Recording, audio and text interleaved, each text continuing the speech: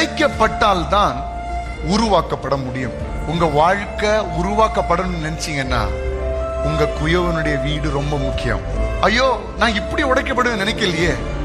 ஏன்னா சில காரியங்களை கர்த்தர் அனுமதிக்கிறார் நம்ம உடைக்கப்படுவதற்கு.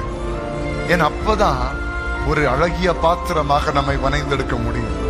கர்த்தருக்கு கீழ்ப்படுகிறேன், அவருடைய பிரசன்னத்துல இருக்கிறேன், அவருடைய வார்த்தைகளை கேட்கிறேன், கர்த்தர் என்னோடு கூட பேசுகிறார். அப்போ ஏன் நான் கெட்டு போயிட்டேன்? அப்போ ஏன் நான் உடைக்கப்பட்டுட்டேன்? வரைந்து கொண்டிருக்கும் போது கெட்டு போகிறதுனா உடைக்கப்படுகிறதுக்கு சமம். சரியான பக்குவத்துல வரலையே.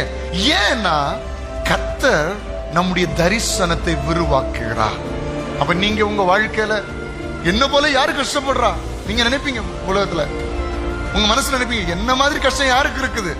உங்களை மாதிரி கஷ்டம் யாருக்கு இல்லைன்னாலும் எல்லாரை விட நீங்க கஷ்டப்படுறீங்கன்னா எழுதி வச்சுக்கோங்க, எல்லாரை விட நீங்க உயர்த்தப்படுவீங்கன்னு அர்த்தம்.